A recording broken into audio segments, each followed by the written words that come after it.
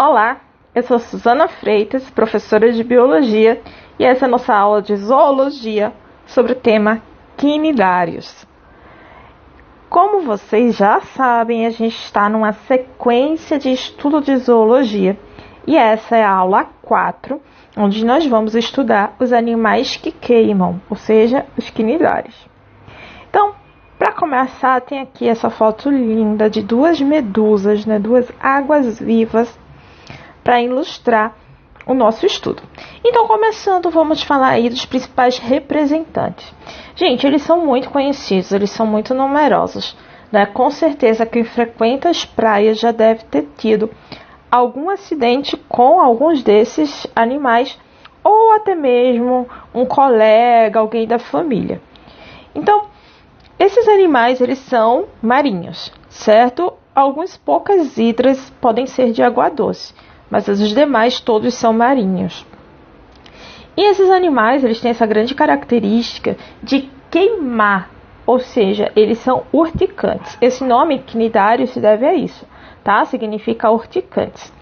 Esse queimou é uma forma de autopreservação dos animais desse filo e também a forma com que eles têm de capturar o seu alimento, tá? Essa substância que ele libera, que é uma urtica, que ela queima a nossa pele, Seres humanos que temos grande porte. Para animais menores, como peixes e outros animais que os quinidários se alimentam, pode fazer com que eles fiquem desacordados. E daí eles conseguem, então, ingerir esses animais.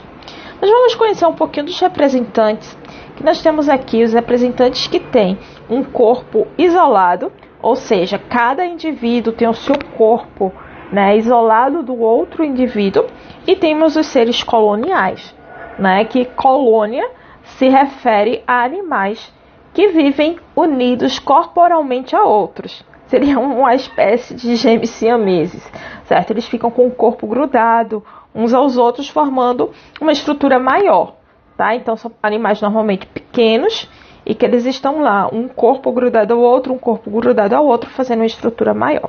Mas vamos começar pelos isolados. A gente tem aqui a anêmona. Essa ficou muito conhecida como o filme Procurando Nemo, porque os peixes palhaços, o Nemo e seu pai, eles viviam em mutualismo com uma anêmona, Eles moravam dentro da anêmona. Então, isso acontece na realidade, porque eles deixam restos de alimento aqui, que a anêmona se alimenta, também do resto de alimento desses peixes, enquanto eles são protegidos, porque a anêmona é um ser urticante. Eles liberam essa substância que tem capacidade de queimar. Aqui nós temos outros representantes, que são as medusas, como a água-viva. A água-viva é um animal marinho também, como todos os outros, que possuem essa forma, de um guarda-chuva com uns tentáculos pendurados. Tá aqui a representante que eu escolhi para ilustrar o desenho dos slides, que também é um desenho de uma medusa. E elas são livres, elas nadam, enquanto as anêmonas, elas são sésseis, ou seja, elas ficam fixas no substrato.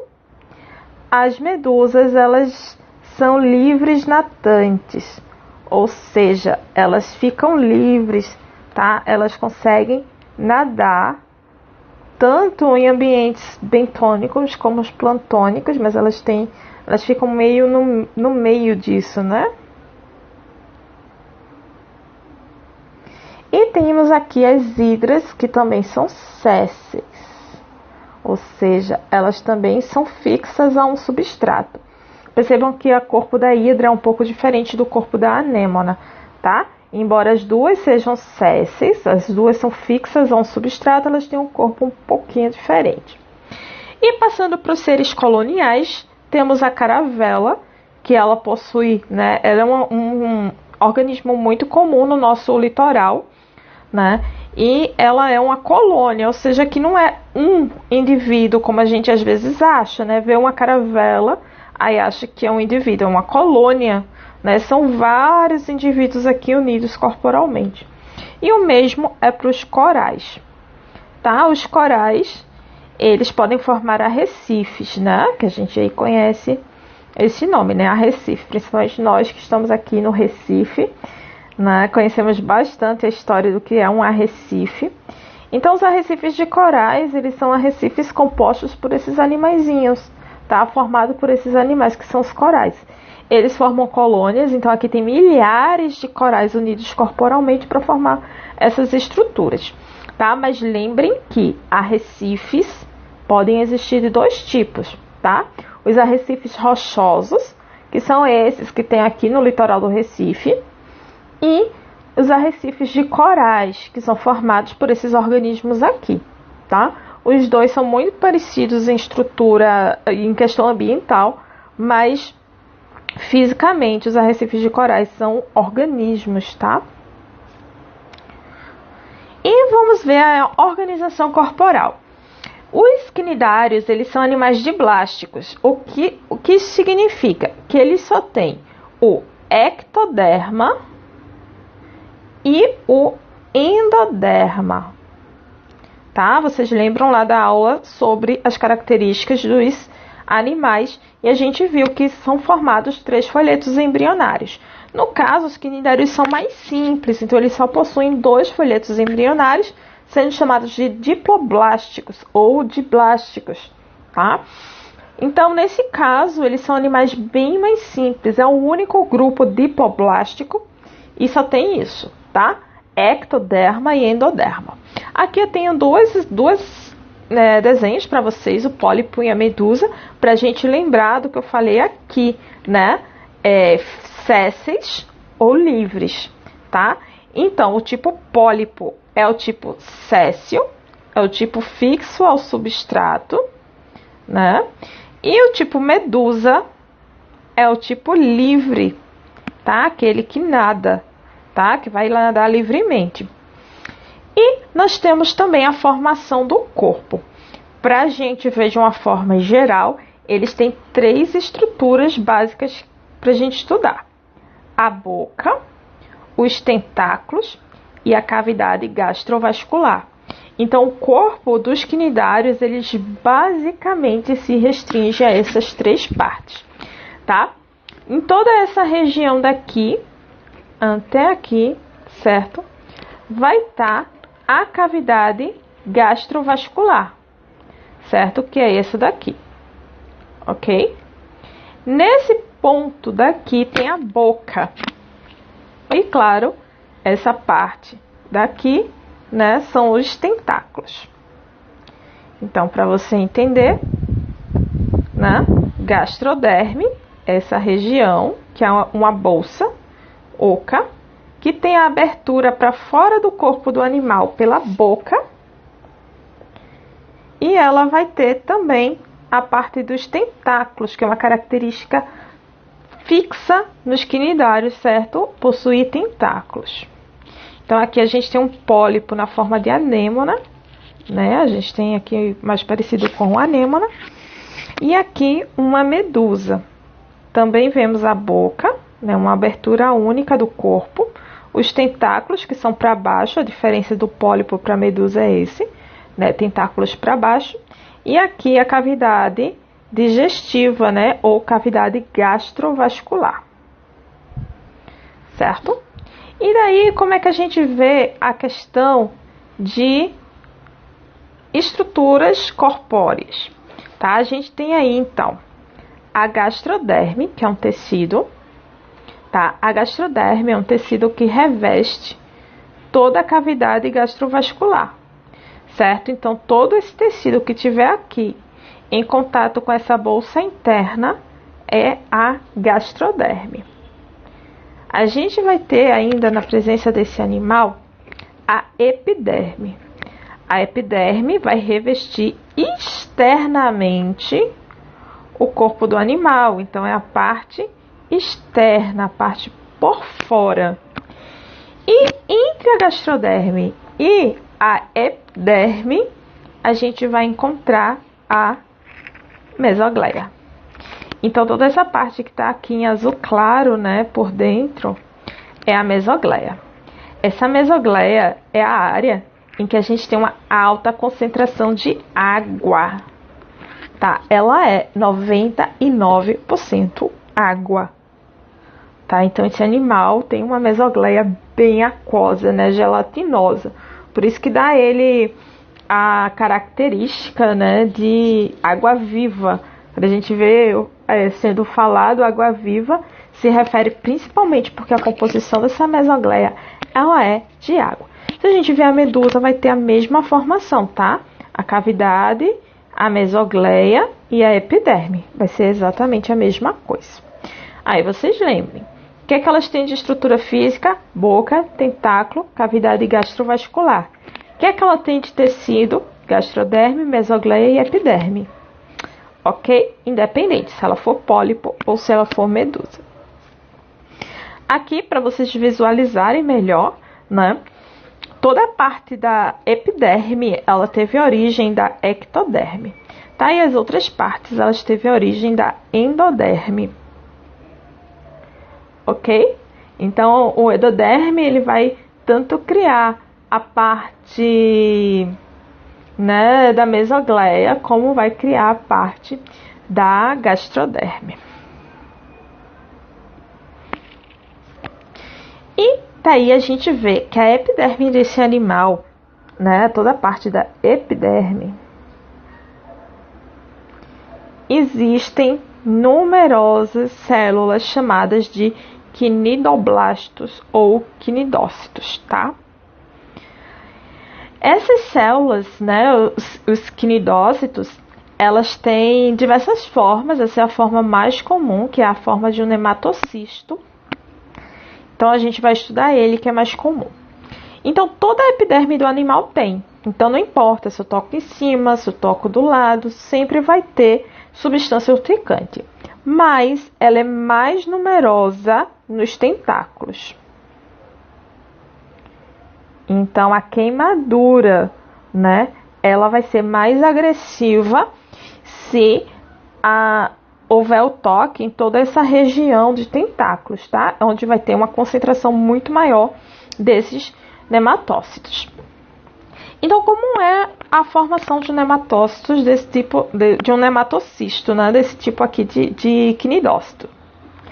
Ele tem a estrutura, né, de um revestimento, tá? Que é essa estrutura encapsulada aqui. É uma célula, tá, minha gente? Isso aqui é uma célula. Então, o que ela tem? Uma abertura, que é chamada de opérculo. Ela tem aqui um cisto, né? Não, cisto não, perdão. Um cílio, que ele é sensível ao contato. Ele é chamado de quinidocílio. Então, ele vai estar lá. Quando ele for tocado, o que vai acontecer?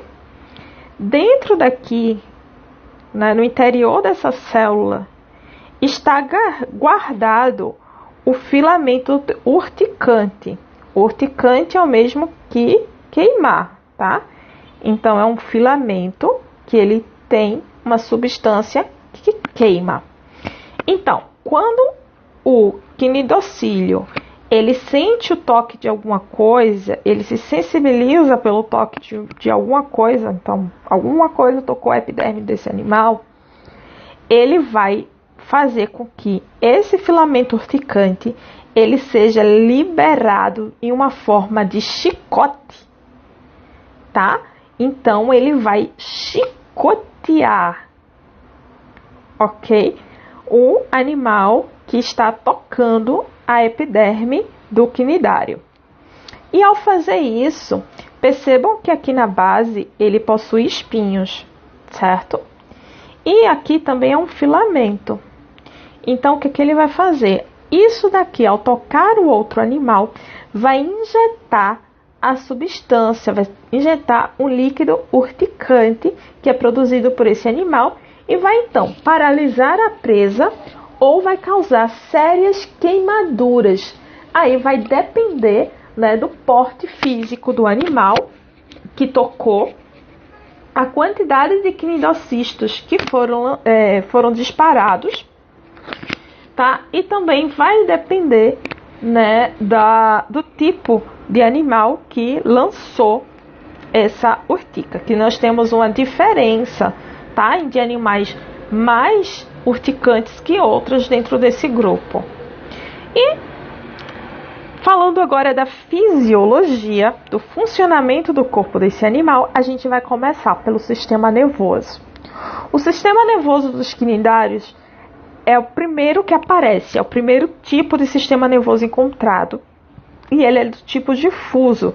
Significa que ele não possui centro de comando. O que isso significa? Que cada ponto do corpo do animal tem a mesma importância do ponto de vista neurológico, ou seja, ele não tem um centro de comando. Todas as partes, seja elas tentáculos, seja elas o corpo da base, têm exatamente a mesma resposta e elas respondem de forma individual. Então, se algo toca os tentáculos, a célula nervosa presente nesse animal, nessa área, vai processar a informação e fazer a resposta. Então, ela recebe a informação, processa e dá a resposta. Isso ela faz de forma individual. Ela não precisa comunicar à célula vizinha de que ela está fazendo isso. Não existe uma comunicação geral do corpo para tomar uma decisão. A célula nervosa, ela sente e ela reage. Tá? Então, isso é uma forma um pouco descoordenada. Então, esse animal ele não tem um centro de processamento, o que limita um pouco as ações dele. É só ação-reação. Tocou, libera cnidocistos. Não tocou, não libera. E por aí vai, certo? Eles não têm esse controle. Continuando a parte de fisiologia, a gente tem o processo de respiração, que a gente entende do processo de respiração. Captação de O2 e liberação de CO2, tá? Então, o processo de respiração é isso. Entra O2, libera CO2. E o caso da excreção é a liberação de resíduos metabólicos. Por quê? Toda a parte de alimentação, de digestão, toda a parte de metabolismo, produção de proteína e etc. vai gerar resíduo, tá? Toda a ação metabólica gera algum tipo de resíduo. Então, a excreção nada mais é do que a liberação de resíduos. Então, tanto o oxigênio entra, quanto o gás carbônico sai. Como os resíduos metabólicos saem por difusão, tá? Aquele tipo de transporte, né, membranar por difusão, ou seja, não gasta energia, só sai do meio mais concentrado para o meio menos concentrado. No caso, o interior do corpo é o mais concentrado, então eles vão saindo para o meio menos concentrado. Ou no caso do oxigênio, o contrário, né? O exterior está mais concentrado de oxigênio, então ele entra dentro do corpo desse animal por meio da difusão. Não existe um aparelho, um órgão, alguma coisa específica para fazer isso. Vai por uma regra simples da química, ou seja, da natureza mesmo, né? Uma regra simples de que onde tem mais, sai para onde tem menos. E a locomoção, a gente tem que existem os cesses, ou seja, existem aqueles que são fixos, eles não vão sair do canto, eles vão ficar fixos no local. Existem os livres natantes. Os que são livres natantes, como no caso são as medusas, elas se locomovem por jato-propulsão, ou seja, propulsão a jato. Isso. As bordas do corpo dela se contraem, então aquele sistema nervoso entra em ação, né? Ela tem uma contração muscular. E a água que é acumulada na boca, né, na face oral, perto da boca, toda essa região perto da boca, é expulsa do corpo de uma forma de jato. E daí essa força em uma direção só, tanto da contração muscular, né, quanto da água, faz com que o animal então se desloque no sentido oposto, tá? Vou só mudar a cor para ficar mais óbvio que eu estou falando de coisas diferentes. Né? Então, a água, a contração muscular vai no sentido e a propulsão a jato vai no sentido oposto e esse animal consegue nadar, se locomover, tá? Então, como é que ele se alimenta? Vamos ver a alimentação desses animais. Eles não pensam muito, tá? Mas aí eles têm uma cavidade interna um pouquinho restrita. Vejam aqui nessa foto, né? Como as águas-vivas, elas são animais que têm muita água dentro dela, a gente consegue ver pela foto mesmo. Isso é uma foto, não tem nada de especial nisso, tá? A gente consegue ver o interior dessa água-viva, vendo aqui um alimento, né? Um peixe que foi comido. Então, nesse caso aqui, o que é que acontece? Os tentáculos, que são essas partes aqui, né, esses prolongamentos, eles são responsáveis por obter o alimento. Eles vão sendo batidos, eles ficam aleatoriamente se movimentando.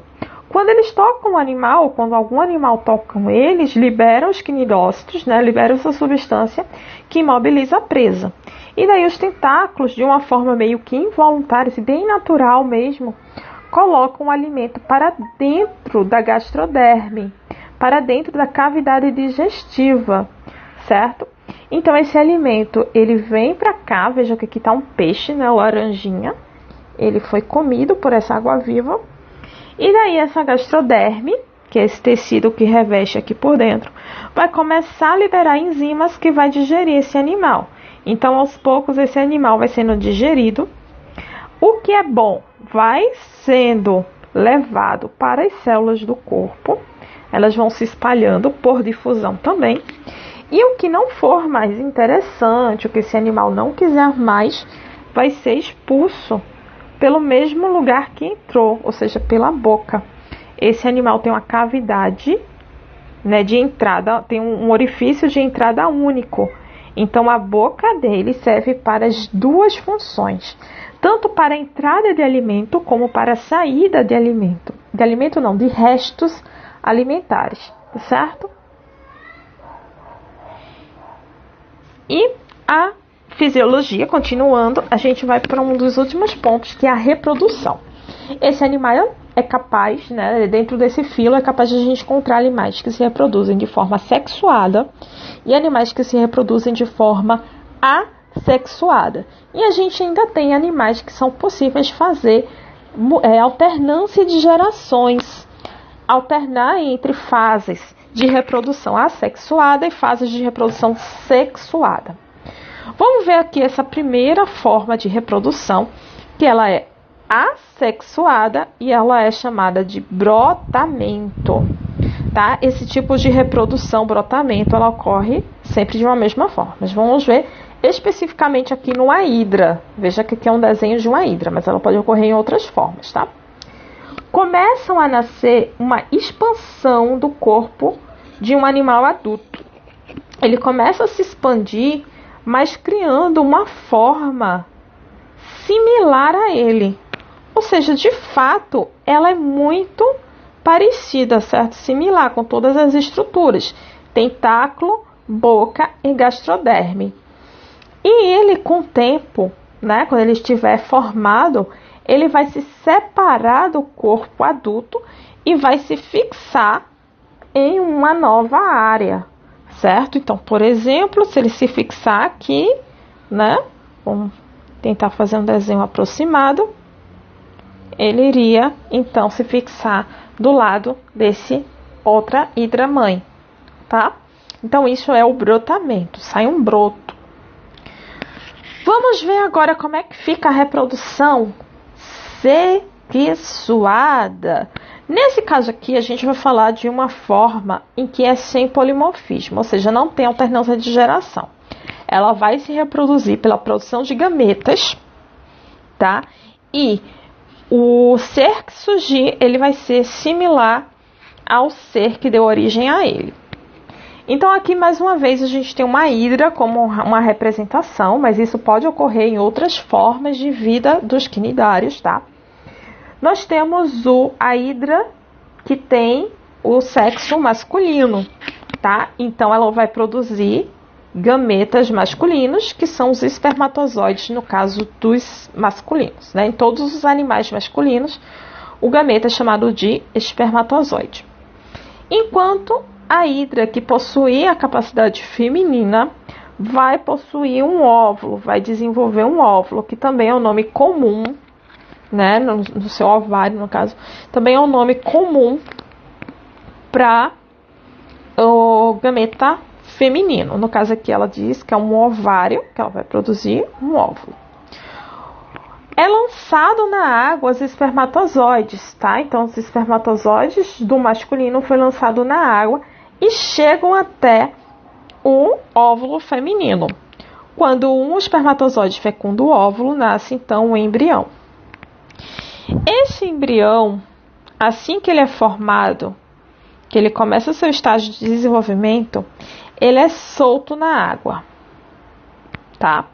Muitas vezes esse embrião, ele fica livre por um tempo até ele tomar a forma de um pólipo pequeno, ou seja, até ele se desenvolver um pouquinho e começar a ter forma já do ser adulto. E daí ele se fixa, vira uma hidra jovem, fixa ao substrato, que já pode fazer todo o seu ciclo, né? E daí ela retorna ao ciclo inicial. Só que também ocorre em muitos casos, né? Principalmente quando a gente vê a classe hidrozoa, a gente pode ver a parte de um polimorfismo. A classe também cifozoa também ocorre polimorfismos, certo? No caso aqui a gente trouxe de uma cifozoa, mas poderia ser também de uma hidrozoa. Nomes complicados a gente vai ver já já. Então vamos pensar assim. Eu tenho uma medusa macho e uma medusa fêmea. Tá? A medusa macho faz o quê? Produz espermatozoides. A medusa fêmea produz o quê? Óvulo.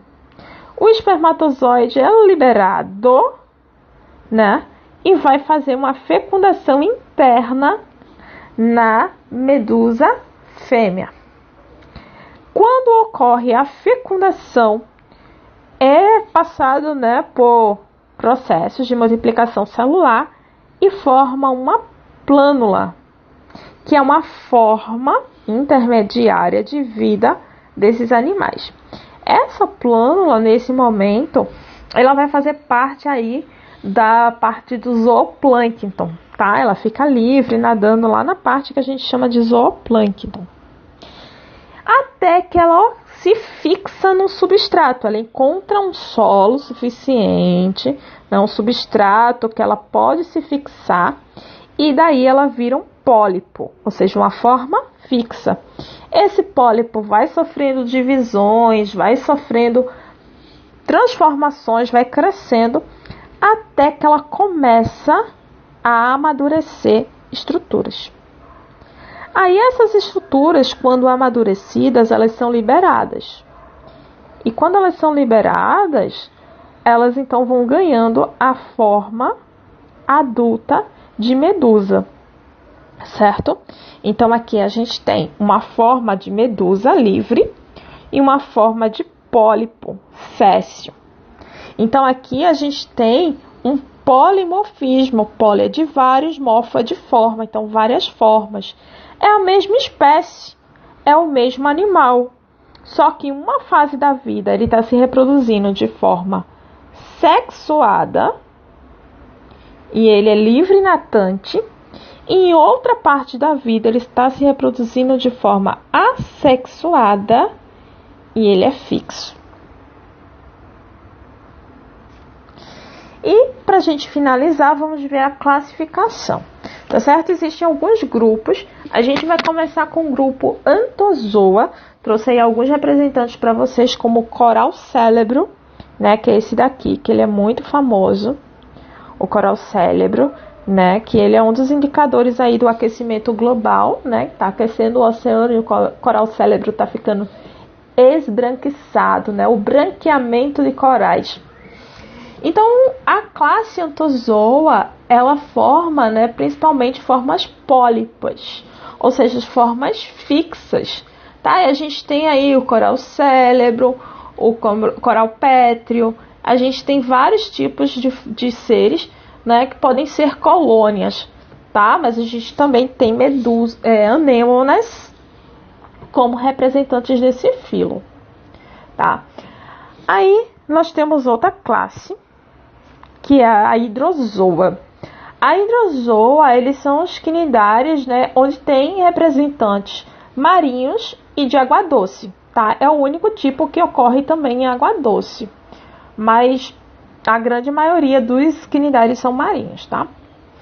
Então, esses quinidários dos hidrozoas, eles também têm vários tipos fixos, isolados e os tipos coloniais.